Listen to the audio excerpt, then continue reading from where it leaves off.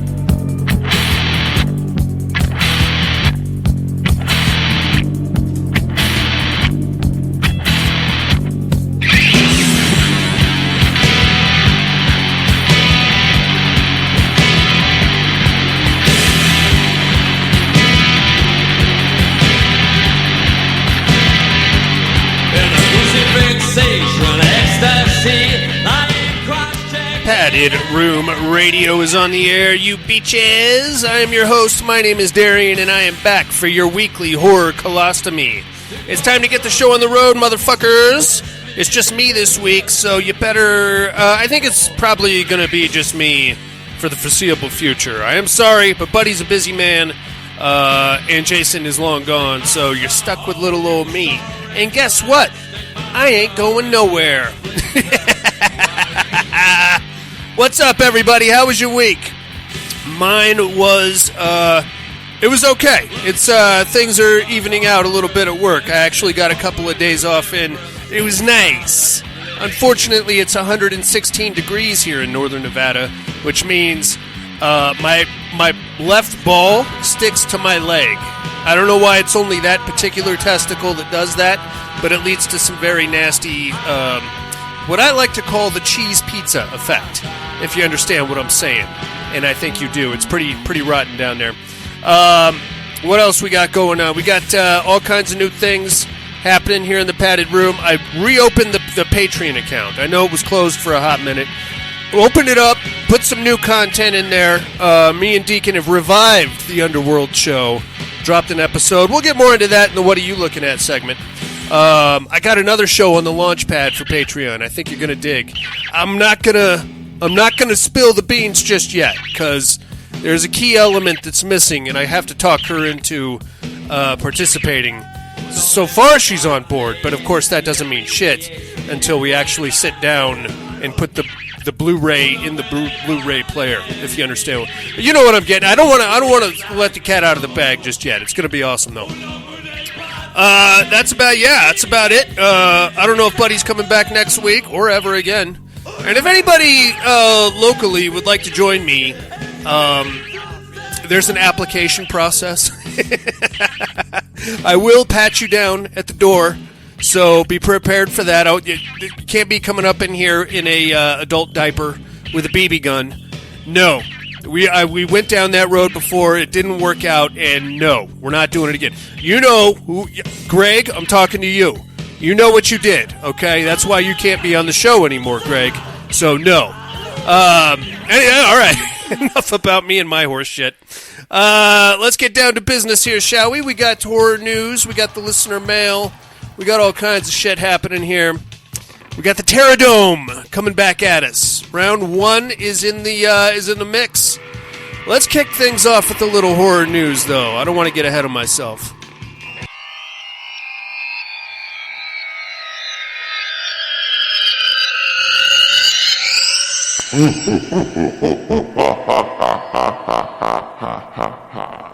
Horror news. Yes, sir. I got some good news here. Jason Patric, his career has been sporadic at best, right? He blew us all away with his portrayal of Michael in The Lost Boys, and then he just kind of faded away after that. I think he popped up in a couple of rom-coms. There was that weird abandoned building movie where he was in a wheelchair. I think it was called The Abandoned, now that I think about it. He has just been added to the cast of Terrifier 3. What you think about that? Here's another fun fact for you, you motherfuckers. He is actually the son of Father Karras from the original Exorcist. I forget that guy's name, but I'm going to look him up right now. And that kind of makes him like as if he wasn't already horror royalty for his Lost Boys portrayal. That's good. That's good stuff. He's going to be in Terrifier 3, dude. How awesome is that? The Exorcist. I'm talking about a guy by the name of not Max von Sydow. Definitely not that individual. Jason Miller, who is his dad. It's the guy that plays. He died in 2001. It's the guy that plays Father Karras in The Exorcist. All right, quit fucking with me. I know you're calling me an idiot right now. What else we got here? Maika Monroe, that sexy young thing. She's a lot of fun, man. We know her from It Follows, from The Guest, that one where she was being perved on by the guy in the high rise. I think it was called The Watcher, something like that. It's on, I think it's on Shudder right now. It's a pretty good show. She is talking about a sequel to It Follows. It's called They Follow. Now, I have been looking for a sequel to It Follows for quite some time. I don't know where it's been. When did that movie come out? 2015, I think, something like that. It's almost been 10 years, Maika Monroe. You're still sexy, so you got that going on. And that was a great show, dude. That's one of my. I'd put that in my top 30. If I had to make a top 30, I can't. But if somebody put a gun to my head and said, Darian, you make yourself a top 30 horror movie list right now, I'd be willing to bet that that's going to be on that. It's not going to break the top 10, but it's still a fucking good show. Have you guys ever seen a movie called Enemy Mine with Louis Gossett Jr. and Dennis Quaid? It's a sci-fi. Two warring humans are fighting aliens, and two combatants end up on this strange world, marooned, and they have to work together, even though one of them's human and one of them's an alien. You probably saw it when you were a kid. I think it's from like 1986 or something like that. It's getting a remake. Now, if anybody cares about that, I don't know why I wrote that down. You might be interested. It was a well, let's put it this way: Louis Gossett Jr. gets pregnant. Okay, think about that. Think about that. Now, how did that happen? Is Dennis Quaid the father? We don't know. You're going to have to watch the original, and I'm kind of hoping that they leave that part out of this remake. I don't know that I'm going to watch the remake, to be honest with you, but I thought it was worth bringing up, apparently, at 10:30 last night when I was getting this show together. Here's something I am excited about, and I think anybody with a PS4 should be excited about it also. Until Dawn, which is a great horror game. I don't know if you guys have played it or heard about it, but it's basically a slasher type of a deal. And it's kind of plays like a choose-your-own-adventure kind of a deal where, like, you play as this character for a little while and you got to make some decisions, and then you got to you go into this weird thing with Peter Stormare, and he, like, talks about your greatest fears and stuff. And then it kind of shapes the storyline. It's a Larry Fessenden deal. So he produced it and makes a quick appearance in the video game. Pretty cool. It is now being adapted into a movie, and it's going to star Odessa A'zion. Who the hell is Odessa A'zion, you ask? She was that. She's well, she was in the newest Hellraiser movie. I kind of feel like I'm supposed to beat off to her. But she's got like a weird face to her, dude. I feel like she is attractive, just not to me personally. I don't know. Maybe I'm the problem in this equation. I can't say for sure. But Odessa A'zion. Now I don't know where she's good. Number one, I don't know where she's going to fit into that story. Number two, all the characters in the game were voiced by actual actors and actresses. The lead was played by Aiden Panettiere. So I don't know why we can't just get her involved. I don't think she's waiting on Scream 9 to come out, I think, is what she's got. That's all she's got. And being married to Vladimir Klitschko, which I assume is a full-time job. I don't know anything about that either. Speaking of remakes and adaptations, a couple weeks ago, Buddy mentioned a movie called Possession from 1981, starring Sam Neill. It is now in the works for a remake by Parker Finn and Robert Pattinson to star. Have you guys seen Possession? It is a fucking bananas movie. Joe Bob Briggs did the whole rundown, I think 2 seasons ago, on The Last Drive-In on Shudder. Basically, this guy's wife leaves him, and that sucks, and he's very heartbroken, and he's trying to get her back. So he, gets into some nefarious shit to try to figure out why she left him. Because she's acting like a fucking Fruit Loop, you know? Every time he tries to talk to her, she just, stares off into space, and it completely ignores him. Eventually, he has her followed, and this is where we find out that she left him for an octopus. Or, I don't think it was actually an octopus, because it was living in an apartment, and I'm pretty sure octopi have to be in the water. But, I think they might be amphibian, now that I think about it. But, dude, I get it. Tentacles, right? But you're not going to have the octopus isn't going to go get a job and help with the bills, ladies, all right? So if you're thinking about shacking up with Otto, the neighborhood octopus, just remember, he might float your boat with all the suction cups and all that, but he's not going to stick around. He's got 8 ladies to please, which he can do at the same time, apparently. I don't know. I'm going off on a tangent here. It's a fucking weird movie is what I'm telling you. And I am interested to see what they will do with the remake. If you haven't seen Possession from 1981, it has nothing to do with demons. I can tell you that. And that kind of threw me off because telling me about a movie called Possession and there's no Linda Blair headspin or any of that. So it's interesting. It'll catch your attention and keep you wondering what the hell, how an octopus plays into this entire scenario. That's all I got on horror news, you motherfuckers. How about some listener mail here?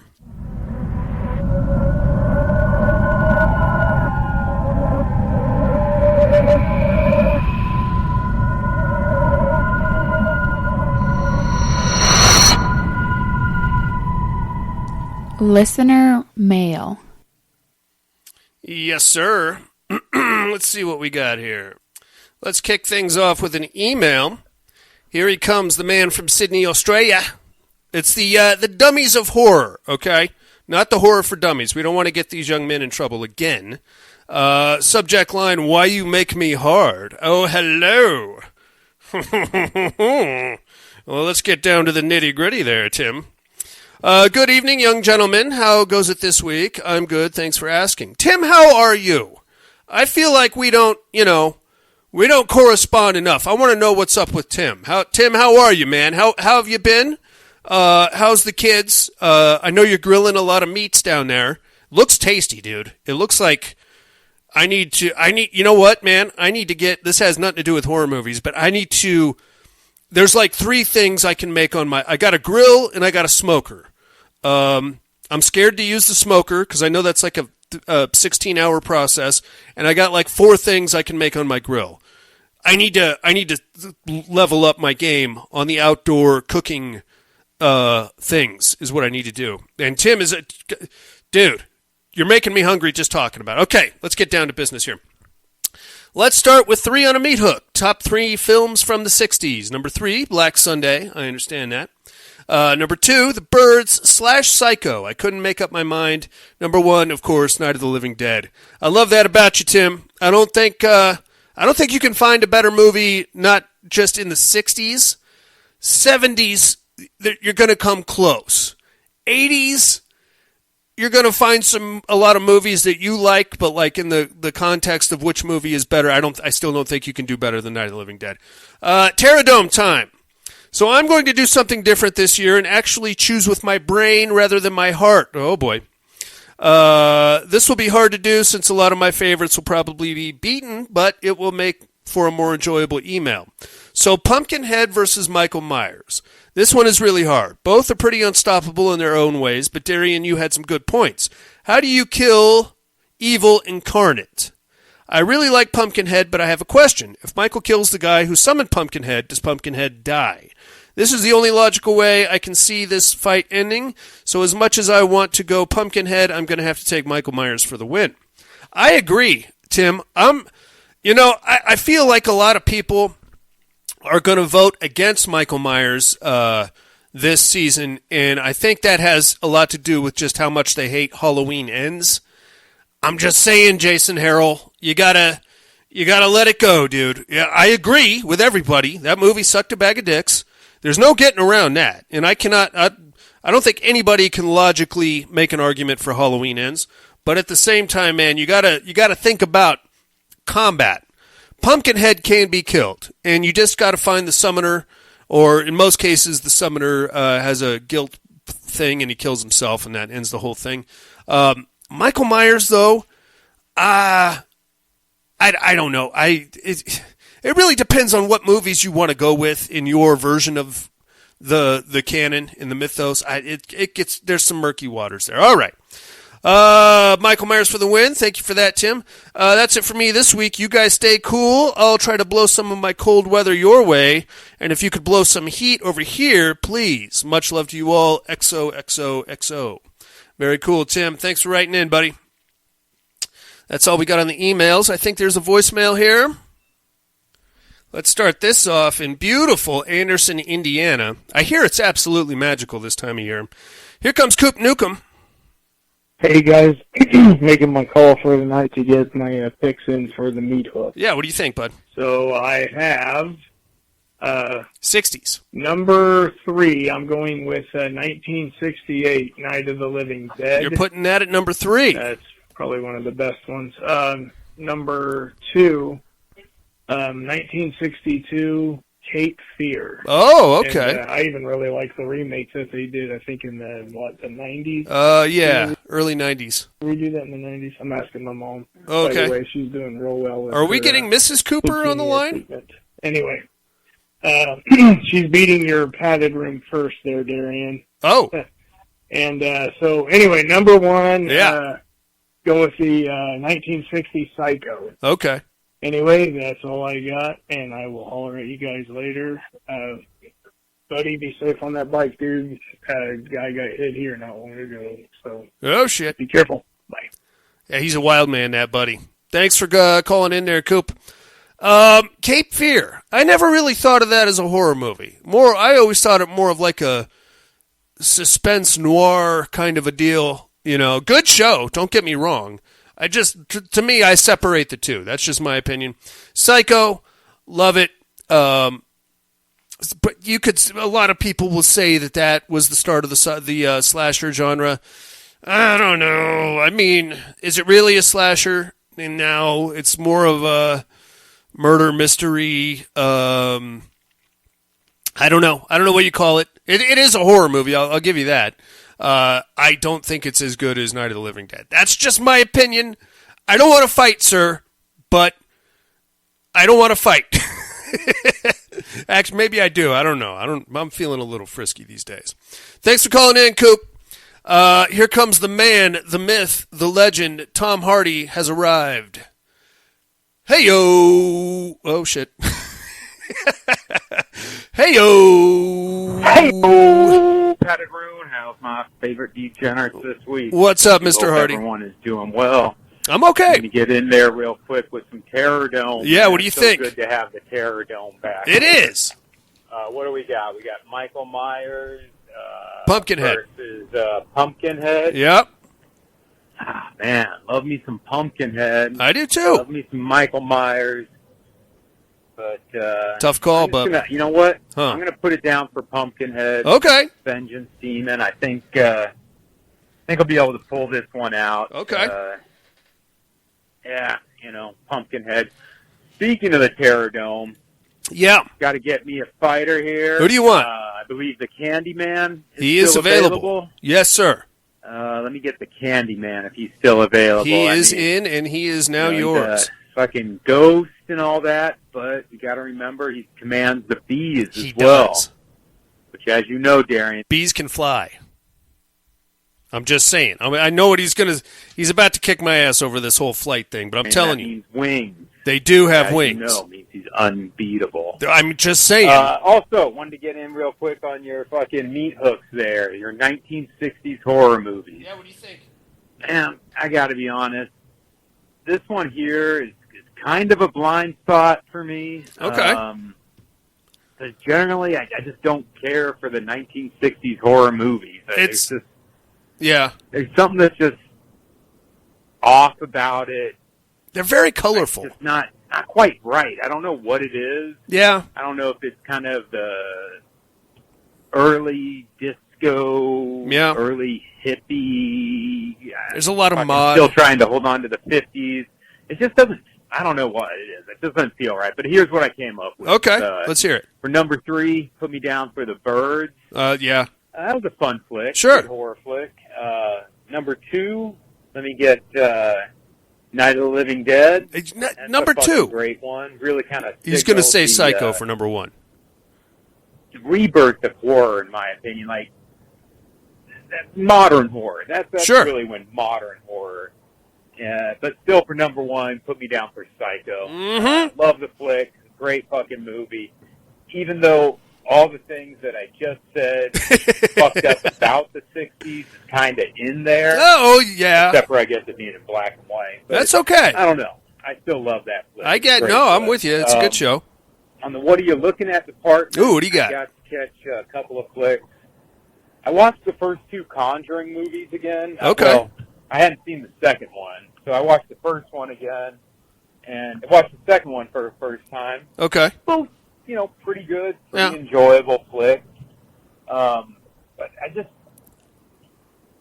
there's fun flicks, but I got this one little hang. GP'd. That happens. It's funny you bring that up, because I was thinking about revisiting the Conjuring franchise. I am wildly behind. And it's not just the main Conjuring movies. I can't bring myself to watch another Nun movie after the first one sucked as bad as it did. I really wanted to like that Nun movie with Tasia Farmiga. Number 1, I am hot for Tasia Farmiga. Number 2, it's set during World War II, which I don't have a boner for it, but I always dig like war horror movies. Number 3, it's in the Romanian wilderness. It's in the Carpathian Mountains. Number 4, it's in an abandoned monastery or nunnery, whatever you call those things. All of these things should add up to a really cool horror movie, but it didn't. Man, it just kind of fell flat for me. And I think the beginning of the end for The Nun was PG-13, dude. That will kill a fucking horror movie. And I'm not saying that I gotta have somebody being raped in half or some graphic depiction of child brutality. I'm just saying you gotta be able to you gotta get out of that, man. It's a studio thing. They want young viewers. They want to get teeny bopper asses in theater seats. I understand that. That part makes sense to me. But come on, dude. As much as I like the idea of continuing this franchise and hoping it makes money and everything, you got to give me something here, Warner Brothers, whoever the hell owns the Conjuring movies. All right, he called back. Sorry to interrupt there, Tom Hardy. GP, baby. G motherfucking P. Oh, hell yeah. Hell yeah. All right, sorry. I did watch them pretty much back to back, so maybe that's why it stuck out to me. But they're very formulaic. Yeah. I intended to watch the third, but just fucking shit came up. That's okay. And they're very formulaic. You got the investigation. Is it a fraud? It's not a fraud. Oh, it is a fraud, but it's not a fraud. Uh-huh. And then the big climax, the big showdown of the movie, it just ends when one of the characters says the magic word. Right. If you know what I mean. Kind of, I don't know. It just kind of felt like a bit of a rip-off, like a bit of a cheat. You know what I mean? Kind of felt cheap, I guess. Okay. Still, I thought they were enjoyable flicks, and maybe it wouldn't have felt so. Wouldn't have been so profound if I didn't watch the two of them back to back. Anyway, that's cool. I'm gonna try to get around to watching that third one. Hope all is well. Love you like family. Bye now. I love you too there, Tom Hardy. I wasn't mad at the third one. A lot of people really hated it. I thought it was all right. You got to know what you're getting into here with the Conjuring movies, though. You know what I'm saying? They're big studio movies. I believe for the most part they're rated PG-13 also. So you got the Ed and Lorraine Warren characters who are, I'll reserve my opinion on them. But you got to know that in the end, they are going to conquer and dispel the evil, and it's going to be one of those quote-unquote love always wins moments. And that's what you're not watching because you're going to be swept off your feet, obviously. You're watching because you're hoping there's going to be some good atmospheric ghost scare scenes, right? Like with the Annabelle doll, the nun, the crooked man, what was her name? Bathsheba in the first movie. You're watching for just these cool little, kind of like in the first one with the music box and the fucking dead girl would pop up in the mirror, you know? That's a cool scene. That's awesome. It's not really going to change the crux of the story or anything, because in the end, good will beat evil. This is a studio movie, and love always wins. So they're going to find some way to use the power of family and togetherness, Tom Hardy, because that will defeat any evil that is in your heart or is cursing this land or whatever the fuck. And also unlicensed exorcisms, which, from what I hear, is a big no-no in the Catholic Church. Right on, guys. That's all we got on the listener mail, although I do have some text messages here coming in on the super secret Textoso line. Alan says, Myers for the Terradome forgot to call in. Thank you very much, Alan. Let me lock these votes in real quick. 2 more from Michael Myers. And Buddy and Jason also texted me.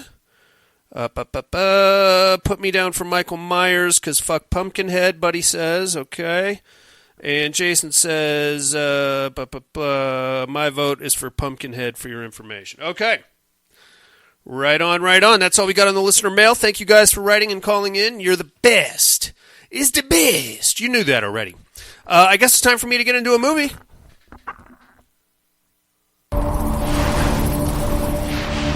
Good evening, Walnut Lake shoppers. The store will be closing in 15 minutes, so please make your final selection and bring them to the front of the store, and our cashier will be happy to check you out.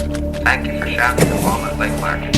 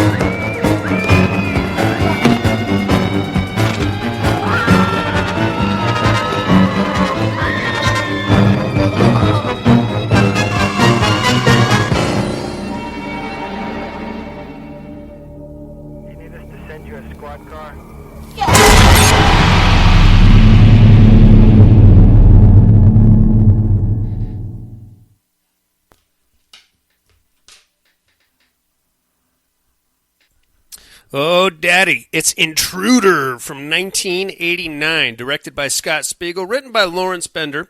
Got 6.1 stars on IMDb. This one's got an R rating. Stars Liz Kern, Renee Estevez, and Dan Hicks. Oh, you've probably seen this one, inmates. It's a tried and true classic. This is from the creative team that brought us Evil Dead 2, Army of Darkness, Drag Me to Hell. It's the Raimi Campbell dudes. You know what I'm saying? Sam Raimi plays a role in this movie. Bruce Campbell makes an appearance at the end for about 30 seconds. And it's you can see a lot of like Evil Dead like nuance to this. But it's not directed by Sam Raimi. It's directed by Scott Spiegel. Now, Scott Spiegel, let's talk about this cat for a minute. He has made some of our not favorite horror movies, but some movies that we've definitely seen. For example, From Dusk Till Dawn 2, Texas Blood Money, which also had a cameo by Bruce Campbell. Some other ones, too, that we've seen. He likes to do a lot of weird shit with the camera. And we'll get into that as we go here. But he's, I don't know if I like it. Sometimes it works. Sometimes you're like, what the fuck? What am I looking at here? What am we even doing? All right, so anyway, we start off at a supermarket in 1989, and just around closing time. This, for all intents and purposes, could have been like a teen romance comedy if things hadn't gone the way that they do, because we have the usual cast of chuckleheads that show up in every teen 80s movie. You got your stoner guy, you got your party guy, you got your kind of virginal chick, you got her somewhat slutty friend a little bit, you got your bon vivant type dude who plays football, and he's, he acts like an asshole, but he's really got a heart of gold type of a guy. And then you got the bad boy that shows up usually about halfway into the movie, causes a bunch of problems, comedy ensues, and then the football player and the virgin fall in love, and they finally admit how they feel about each other by the end of the movie. Obviously, that's not how this is going to go, right? It's a horror movie. But it's closing time here at the, the Ranch Station Market in Wild Creek, which I guess is an actual town in Michigan somewhere. This was actually filmed in Bell, California, at a supermarket that was closed at night. So, very cool. You know what the first thing I saw when I watched this movie last night? At the check stand, because our opening scene is with Lori, who is our main girl, and she's talking to her friend Linda, and they're going back and forth, or Jennifer and Linda, they're going back and forth about how, you think Cam likes me, or does he like me? The stupid shit. But at neighboring check stands, as they're having this conversation, and at the check stand on display was Battle Beasts. Remember Battle Beasts? Probably not. I think I'm the only kid that had Battle Beasts. Battle Beasts were these little, I don't mean to wax nostalgic, but I have to anyway. They're fucking Battle Beasts, bro. They were these little, 2-inch tall action figures, and they were like animals that had morphed into human dude, like warriors, but they had like armor and weapons also. And the whole thing was that you could play the Battle Beast game because each Battle Beast had like a fire, a water, or an earth symbol on it. And fire beat water, water beat earth, earth beat wood. It's like paper, rock, scissors, basically. And it was one of those heat-up hologram things. So you got the Battle Beast, and then you didn't know if he was earth, fire, or water until you heated up his little hologram. And then he could beat your buddy's Battle Beast if it was the opposing. I know, this has nothing to do with anything. But I feel like talking about Battle Beasts, you motherfuckers, and you're going to listen. I'm just kidding. Anyway, they had Battle Beasts at the check stands. I had Battle Beasts as a kid. That's what I'm getting at. All right, who gives a shit? So as they're having this conversation, some funny old guy comes in and drops his groceries. And then Jennifer is like, okay, I'm going to get out of here and go round up some shopping carts. She goes outside to start rounding up the shopping carts in the parking lot. And already there's like a shopping cart pervert who's like creeping on her from the shadows. And we cut to like a Michael Myers cam for a second. And we find out who this guy is here in a sec. We see him. He looks a lot like a Mickey Rourke impersonator, I think is the best way to describe him. He looks like a unemployed Fabio, if that makes sense. Anyway, he's like creeping on her, but she doesn't notice him in the parking lot. And then she goes back inside, and everything's cool here for a second. And then she's checking everybody out, and the store's getting ready to close. And then our creeper shows up. He's like the last person that she's going to check out, and he wants to buy a pack of cigarettes off her. And she recognizes him. It's Craig, you motherfucker. Craig is her ex-boyfriend, and he just got out of prison. And he's like, hey, Jennifer, well, I wrote you a bunch of letters while I was in prison and you never wrote me back. And she's like, it's over between us, Craig. You need to move on. And Craig loses his goddamn shit. Like, he's like constantly grabbing at her and like trying, hey, you need to give me another chance, Jennifer. I just got out of prison. And finally, Linda hears this and she's like, hey, jack off. Clear up out of here. She has a panic button that rings up to the upstairs office. I don't know. I've never worked at a supermarket. Is this upstairs office a thing? Because I always feel like there was like somebody watching me in the supermarket from an elevated position. And this supermarket just so happens to have the upstairs office with the weird observation speakeasy slit on it that you can open up. She hits the panic button, which rings up to the upstairs office. And up there we're going to meet Danny and Bill, the owners of said supermarket. They're up there crunching numbers and smoking cigarettes. Now, Danny is the uptight type, and Bill is like the boots on the ground type. He's the one that like stocks everything and builds the fucking displays and all that. Good times. Bill is played by Dan Hicks. Now, you may not recognize Dan Hicks, but you'll recognize his voice as soon as he talks. He played Jake in Evil Dead 2. Bobby Joe!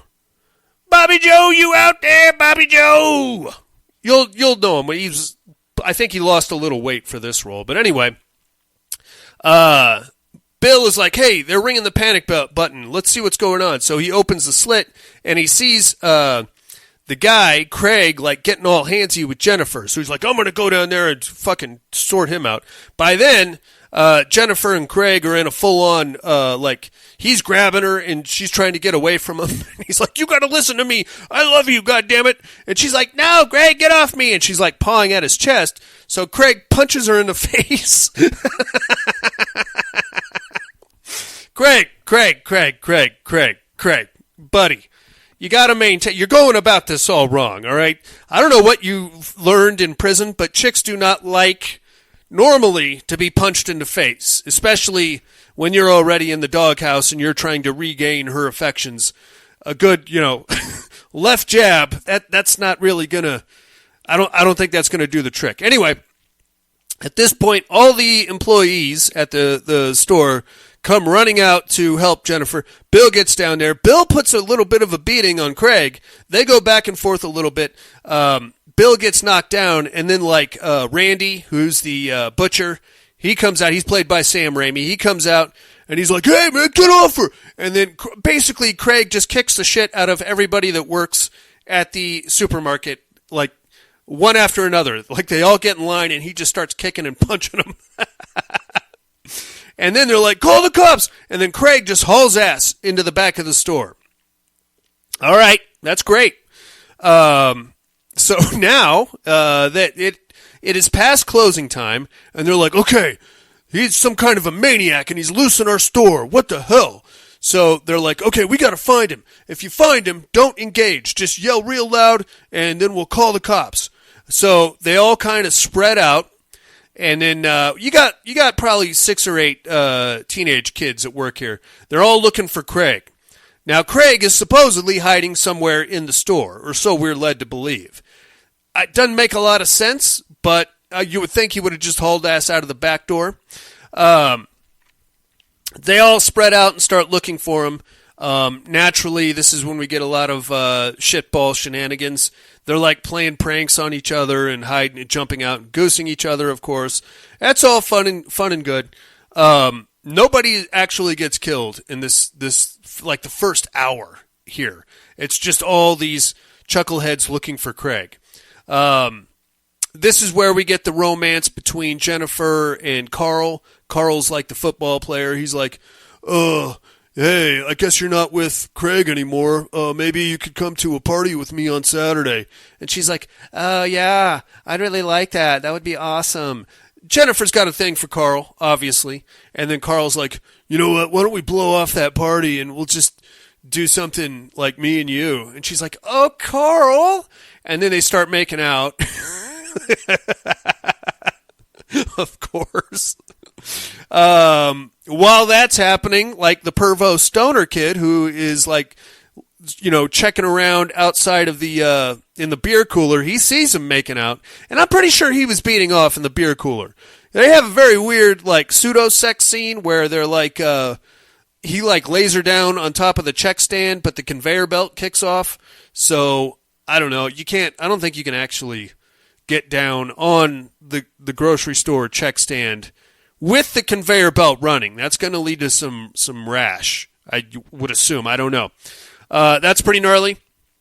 Everybody's having a good time. Eventually, Craig pops back up, and after Carl gets off of Jennifer, he pops back up and he grabs Jennifer, and he's like, "Hey, I want my change for my cigarettes." And she's like, "God damn it, Craig, get off me." This is when everybody runs back out. They jump on Craig, and this time they've actually got him, and they rough him up a little bit. By that, I mean punch him in the stomach once or twice. And then Danny, the owner, is like, "Listen to me, you motherfucker. You come back in my store, and you're going to wish the cops got to you first." And then they kick him out. But then Craig just stands at the entryway, staring at him through the glass for like 3.5 minutes. Let's be honest. Craig is not playing with a full deck. I don't think he fully understands, number one, how to get chicks. Number two, how to deal with these difficult social situations. Number three, that he's being painfully awkward. And number four, no means no. So that's a lot for him to work on and process right there. Eventually, Craig fucks off. So good job. We got rid of the problem. Nobody's dead yet, so we got that going for us also. Once they get rid of Craig, they have like a little powwow there at the check stands, and Danny breaks the bad news that the store has actually been sold to the city. Everybody's going to lose their job at the first of the month, so we're going to discount everything to 50% off. We got to sell everything in the store, and that really sucks. And Bill's there too, and he's like, "Yeah, I worked here for 30 years. I really love this place, and I love you kids, and I don't want to sell, but Danny, he owns 51% of the company, so we got to do what he says. And this really sucks. I'm not happy about any of this." So now the kids are all depressed and they're moping around. Ted Raimi is part of this. I don't know what his job at the supermarket was other than wearing his headphones and dancing around the storeroom. Sam Raimi is there also. He's all bent. All the kids are bent. Eventually, finally, we're going to kick into Slasher Town here because Linda gets a call from her dad and he's like, "Hey, bring me some beer." And she's like, "Yeah, okay." She goes to take the beer out to her car, and somebody sneaks up on her with a knife and bang, stabs her right in the neck. Now, we're at probably the 40-minute mark before we get our first kill here. That's fine. It's fine. We had a lot of tension building up to it, but we just had to assume that Greg was the asshole in the equation, which we can still rest our heads knowing that Greg is a fucking asshole. Now Linda is missing from the equation.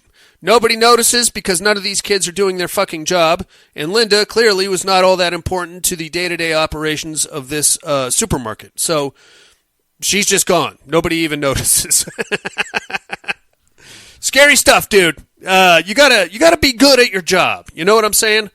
I like to think that if I was killed, at least somebody would have to come clean out my office. So I got a bunch of horror movie props in there.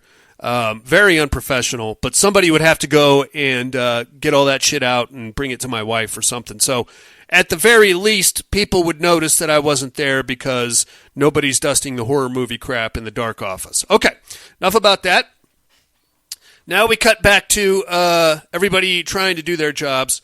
We get more touchy-feely stuff from Carl and Jennifer. That's all great. We got one kid getting high in the cooler.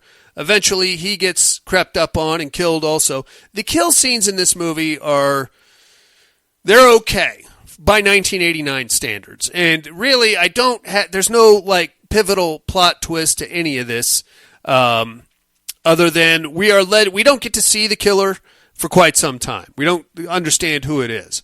Danny is upstairs cranking the books, and his head gets shoved onto one of those fucking, it's like I never understood why these were a good idea, but they were like those spikes that come out of your desk, and you slap the receipts down on them, and it pokes a hole in them, and it keeps them all there. That's just, why would you have that? You know, that's just waiting for somebody to trip and impale themselves on one of those fucking things. Anyway, he's got one, and he gets his head shoved down on it, so it goes into his eyeball and kills him. Very, very classy. Finally, about, the hour mark, we realize that Craig is still lurking about the outside of the store. And he's not inside, which is good, but he's peering, creeping in the windows, stuff like that, being a real creeper.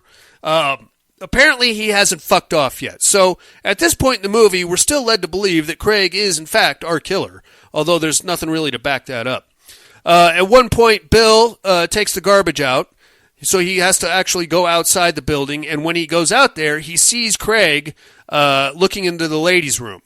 So him and Craig get into another dust-up. Randomly laying on the street is a hammer. Bill was actually kicking the shit out of Craig, but Craig, at the last minute, hit the hammer and blasted Bill in the face with it. So Bill got laid out. We don't know if he's dead, and Craig took off, but we don't know that he actually left the scene either. He might have gotten back inside. All right, creepy stuff. Bill is at least not part of the equation for the moment. Now, we're not going to see Bill or Craig again for quite some time, because this is when we jump into full-on slasher town. And from here, it's just one kill after another after another. There's like 30 seconds between kills, which is okay. I'm okay with that. Sam Raimi gets his chin impaled on a meat hook. Pretty gross. Carl, the love interest, gets his head decapitated at the jaw on some kind of a meat saw, I guess. It's pretty gnarly. Who else? They all get killed one by one. Ted Raimi, I think, gets his head crushed in a hydraulic press, which begs the question, what does a supermarket need a hydraulic press for? I don't know. I've never worked at a supermarket. Do you use that? Was it a trash compactor or something? Again, workplace safety, motherfuckers. You're dealing with blades, hydraulic presses, that spiky thing on Danny's desk. If you have like a Christmas party at this place and people get fucked up, dude, there's going to be some funerals and some workman's comp, claims going in. That's going to get very expensive. It's probably why the place is shutting down. These guys are careless. I don't know what OSHA looked like in 1989, but they clearly needed to pay this place a visit. All right. Make a long story short, all the kids get killed off in gruesome fashion. Finally, the killer is revealed. We think it's Danny because he pops up just as Jennifer's making her escape. He's like, hey, there's a killer in here. I snuck back in to get you out. And she's like, God damn it, Craig, leave me alone. And now she gets away from Craig. And she goes on the typical slasher dead body tour where she's running and he's chasing her and she's tripping over all the dead guys and realizing that all of her coworkers have been killed in gruesome fashion. And that's when the real killer pops up. It's actually Bill. Bum, bum, bum. Bill and Danny get into a big fight again. This time Bill clocks Danny, lays him out pretty good. Proceeds into a cat and mouse game with Jennifer, which lasts about the last 15 minutes of the movie. Bill does some really creative stuff. He takes Danny's severed head and leans it out over an aisle, and he's like, oh, Jennifer, help me. And then she goes to help Danny, and oh, it's a sock puppet. Ah, you crazy bitch, get over here. Basically, Danny, in his "No, Mr. Bond, I expect you to die" speech, declares that he put his life in blood and heart and soul into this supermarket, and it was sold right out from underneath him, and he didn't ask for that, and Danny was a piece of shit. But then he kind of half-ass blames the kids also because they've been operating at a loss for the last couple of years, and he thinks it's because they have no work ethic and they've been stealing, which is, judging by the behavior I saw in this movie and the lack of, actual production, actual work being done in the supermarket, I kind of got to side with Bill. I don't think it was worth executing anybody over. I would have had a performance review myself, but that's neither here nor there. That's why Bill's all pissed off, and that's why he's killing everybody. Fight it out, finally. They actually, Jennifer and Craig managed to get out of the store by using the ladies' restroom window, and that we find out that's how Craig got in, and because he's a fucking creeper. They get out. Bill chases him. Jennifer manages to make it to a payphone right outside and call the cops, and this is when Bill makes it out also. Roughs him up pretty good. They eventually manage to kill Bill. I think they ran him over with a car while they locked him in the phone booth, and then they drove over the phone booth with a car just as the police show up. Jennifer and Craig both get handcuffed, and with Bill's dying breath, he's like, "They killed them all.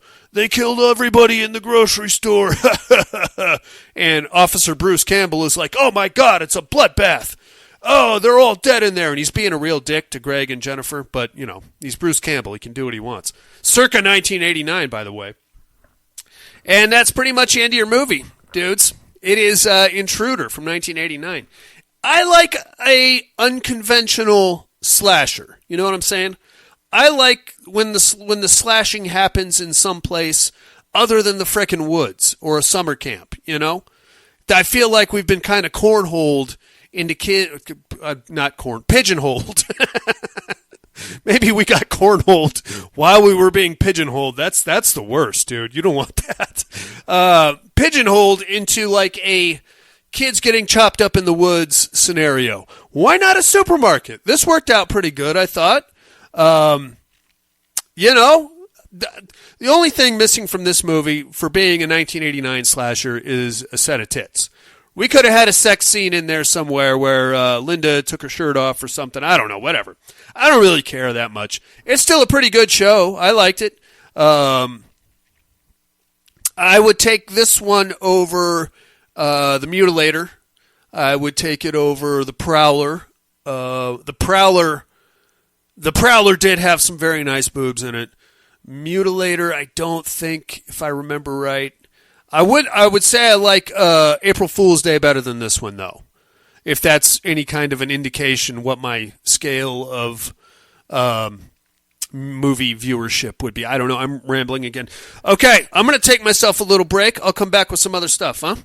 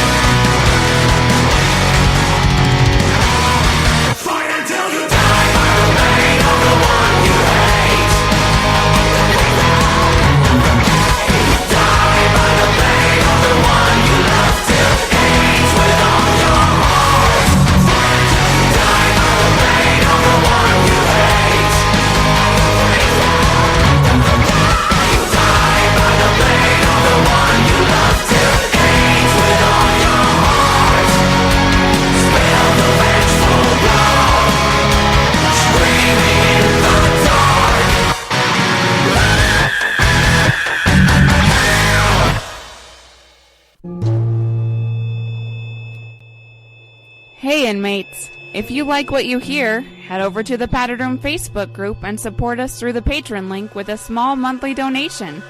Check out the T-Villain link at paddedroom.podbean.com and grab some t-shirts. Thanks for listening and enjoy the rest of the show. And I am back, ladies and gentlemen. Yes, sir. Oh, shit. I left my water outside. All right, never mind. Don't worry about that. I'll be fine. I do think it is time for 3 on a Meat Hook.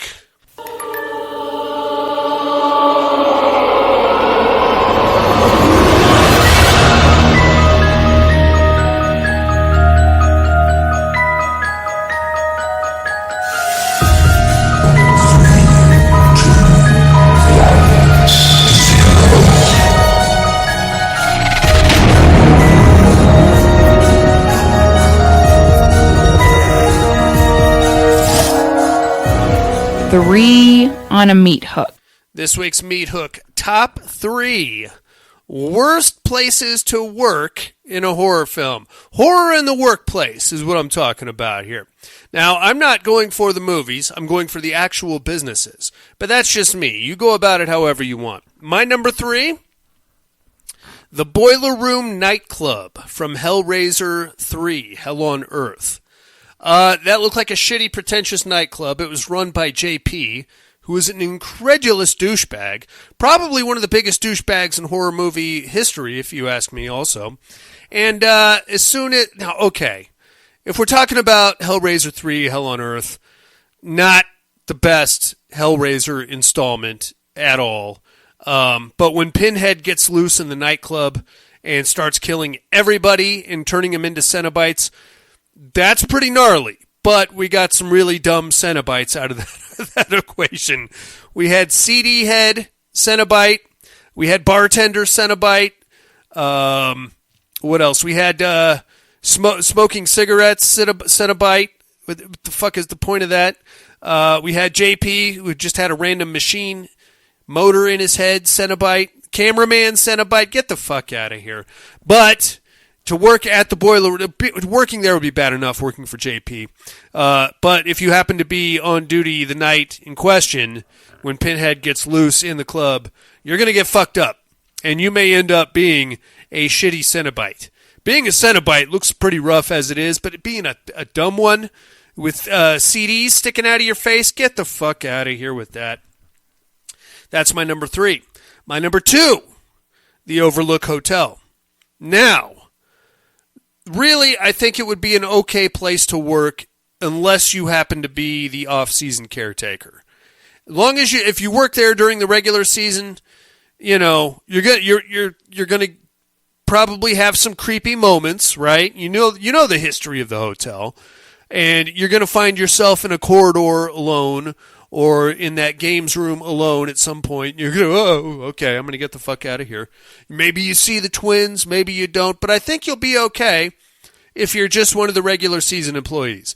If you're the off-season guy, like Mr. Torrance, you're probably not going to make it.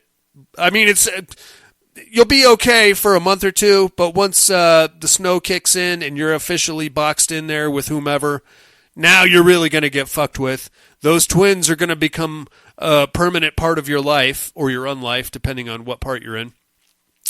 And eventually, I'm going to tell you, your curiosity is going to get the best of you, and you're going to have to take a little sneak peek in room 237.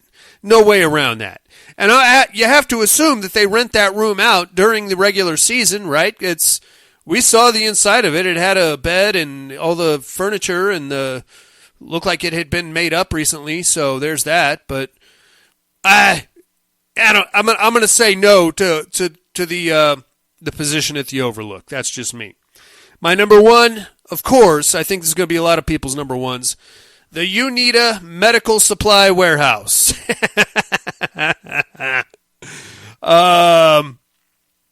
Really? I mean, it seemed like an alright place to work. It's just a warehouse, except for on 4th of July, 1988. Then all hell broke loose. But don't fuck around in the basement, number 1. Number 2, if you do fuck around in the basement, just stay away from the barrels, right? Army Department of Engineers, it's stenciled right on there. Why nobody has called the number on the barrel to this point just to get them the fuck out of there is beyond me. But you want to go down there and show off to the new hires, and now you got a real problem on your hands, and it involves a very sexy redhead zombie that's terrorizing the neighborhood, and it's a bit of a thing. We're going to have to use nuclear assets to clean up this mess, you fucker. Yeah, think about that. That's my top 3 worst places of employment in horror films. The Unita Medical Warehouse, the Overlook Hotel, and the Boiler Room Nightclub. Let me know by next week if you have time. I would love to know if I missed one. Top 3 worst places of employment. Mental health hotline, of course, is area code 775-387-0275. Or just go to paddedroompodcast.com and hit the mail link. Take you right to me, and I will make fun of you next week. But now, it is time for the Terradome. No tears, please. It's a waste of good suffering. I'm not gonna hurt you. You didn't let me finish my sentence. I said, I'm not gonna hurt you. I'm just gonna bash your brains in. I'm gonna bash them right the fuck in. I'll kill you all. I'll drive you crazy. I'll kill you all. My worst dream come true. 6-year-old child with this blank, pale, emotionless face. The blackish eyes. The devil's eyes.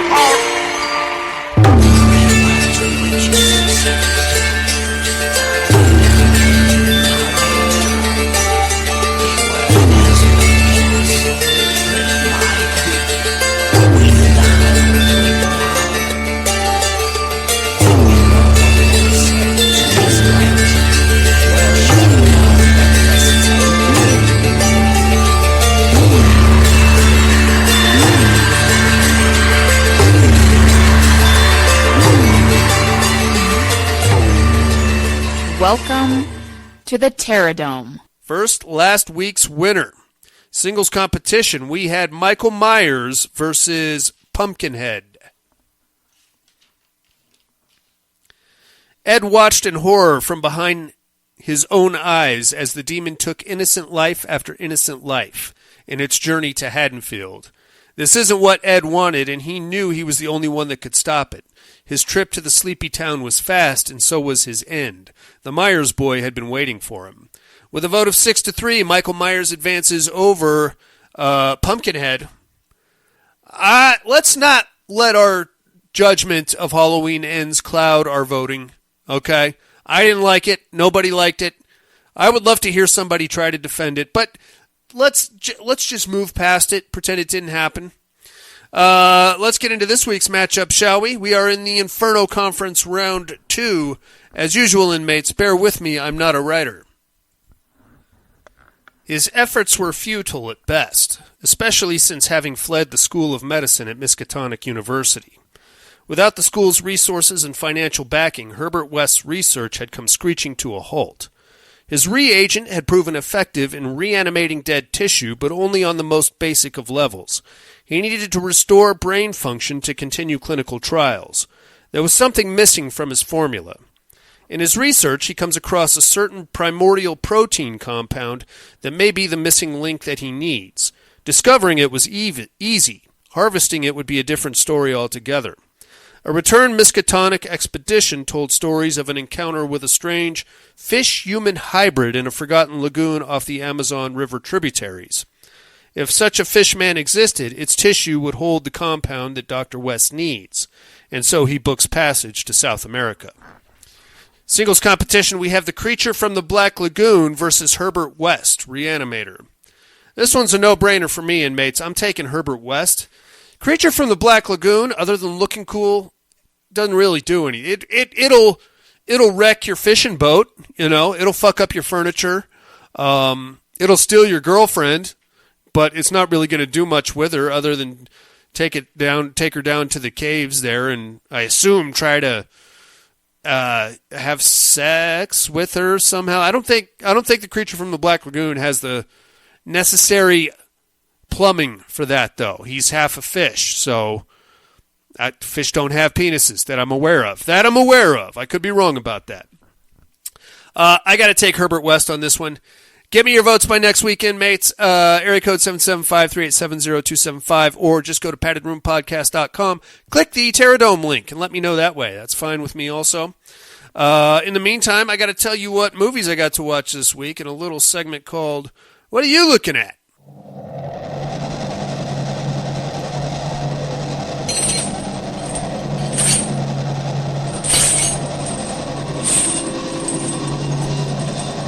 What are you looking at?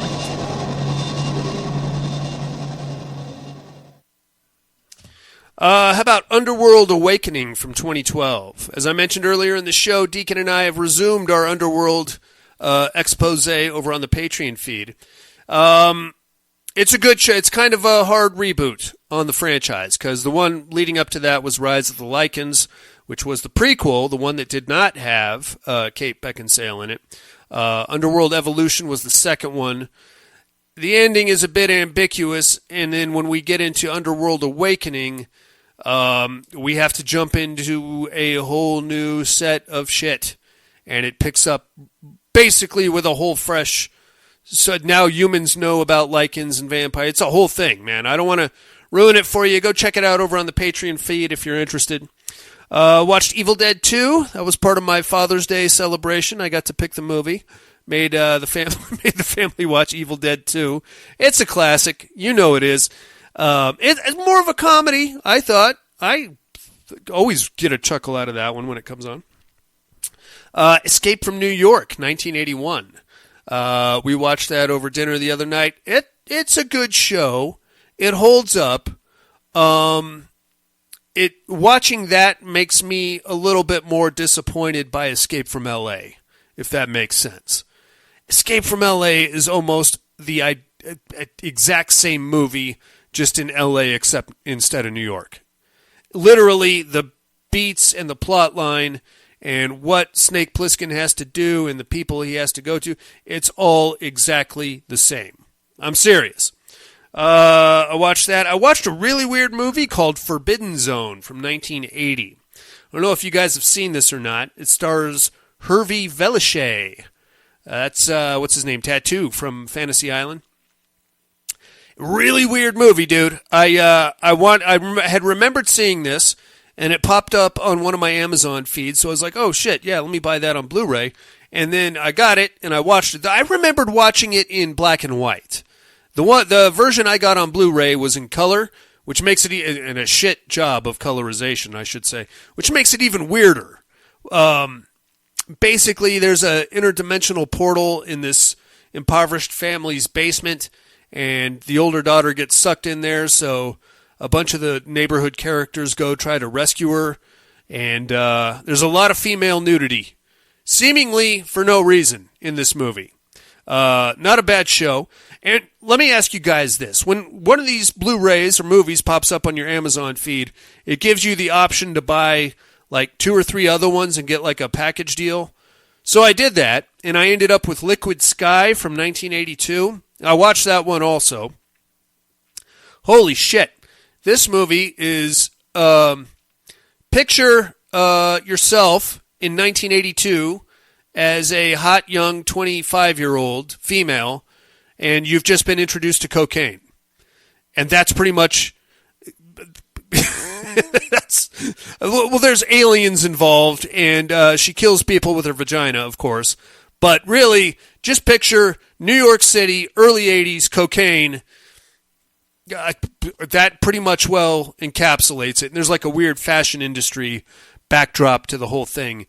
Very strange movie. I don't think it gets much more early 80s than Liquid Sky. I don't know. Has anybody seen this one? It'll blow your mind. The third part of that equation is a movie called Dr. Caligari from 1990. I have not got a chance to watch that yet. I will, and hopefully report back to you next week on it. Looks very early 90s, and I don't think it has anything to do at all with The Cabinet of Dr. Caligari, the German film from the 20s. which is actually a pretty kick-ass show, and there's like an 80s remake to it also. This looks like something completely different, but I will hopefully report back to you on that next week. That's all I'm looking at, inmates. How about some immersion therapy?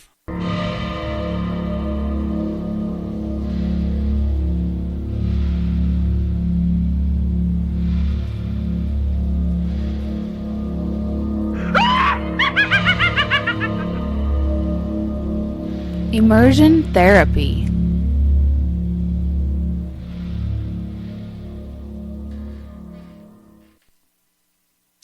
So, what did we think of Inheritance?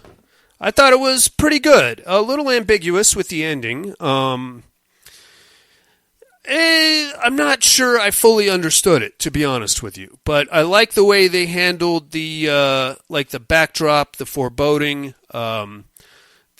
Whenever you inherit a giant beachfront house in beautiful Northern California, seemingly sight unseen from a father that you never knew or even met, you got to admit that's a little. You're going to probably find some weird shit in there, and you do, and then you learn more about your family history, and it ain't that great. It's actually, you're probably better off not knowing, really, because who knows what kind of bloodshed and jealous husbands and things like that is going on. But I really like the way the movie was shot and the way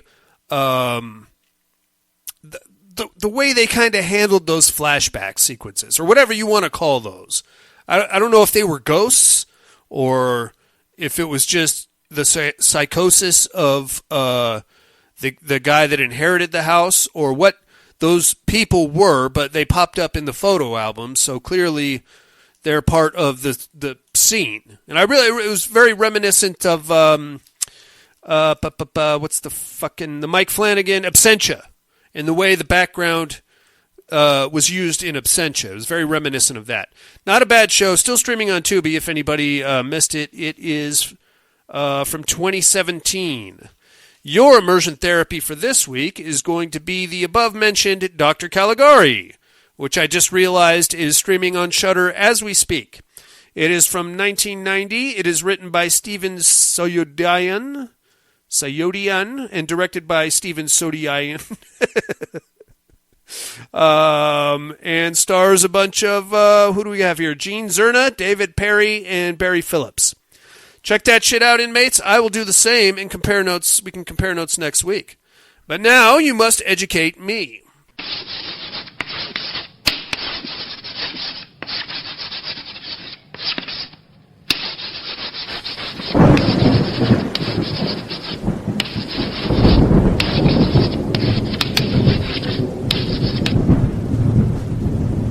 Educating Miss Monica.